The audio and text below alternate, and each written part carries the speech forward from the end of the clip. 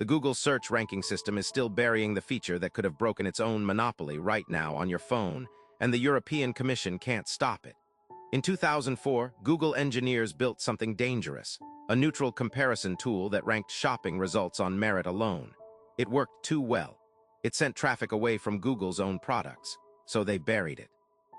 19 years, one $2.4 billion fine, and one federal antitrust ruling later, the replacement system is still running. I'm going to show you the internal mechanism, the regulator that already lost, and the reason it's still deciding what you see. Officially, Google Search exists to rank the internet by relevance. That's the pitch investors heard in 1998, and it's still on the company's own About page.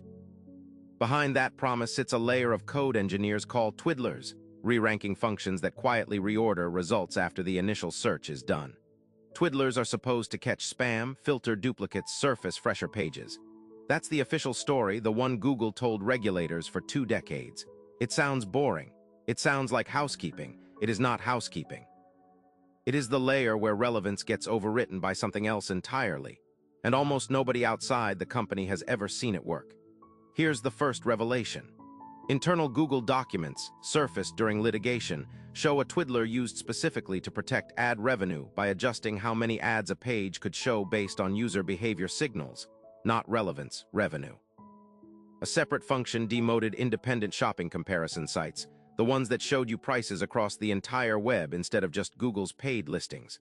A site called Foundum built exactly that neutral tool in 2006. Traffic collapsed within months of Google's algorithm update. Kelku, Shipzilla, other independent comparison engines, same pattern, same timing. Google called it quality filtering. The pattern says otherwise. Bury the neutral tool, promote the one that keeps ad dollars inside the building, and it's still running. The European Commission tried to stop it.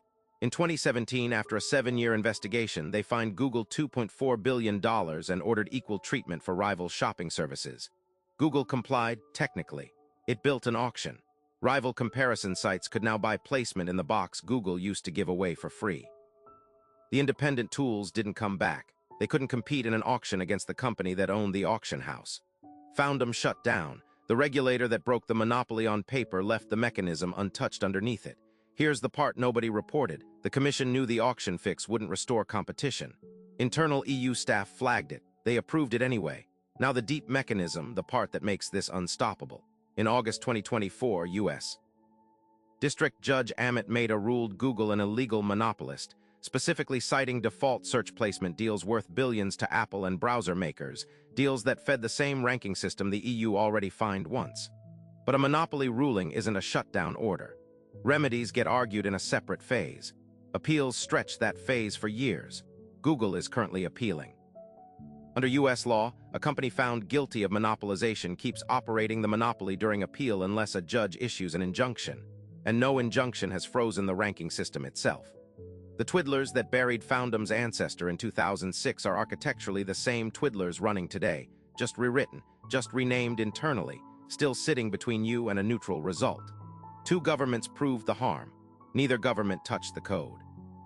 That's the loophole. Antitrust law can punish the business deal, the default placement, the auction structure.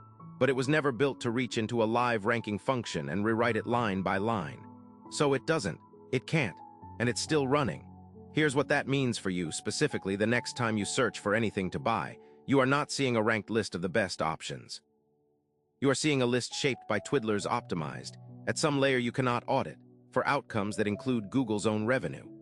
Every comparison shopping startup that tried to build what Foundum built in 2006 faces the same wall now, quietly, without a hearing, without a fine, without ever knowing which function demoted them. The tool that could have kept search honest, the neutral one, the one that measured relevance without asking who profited, never came back. It's buried under 19 years of code, 1 settled fine, and 1 appeal that could take until the end of the decade. So who actually benefits from an antitrust case that takes 20 years to produce 0 code changes? Who decided that a $2.4 billion check was cheaper than restoring the feature that threatened the monopoly in the first place? And why is that person still setting the rules for what you're allowed to find?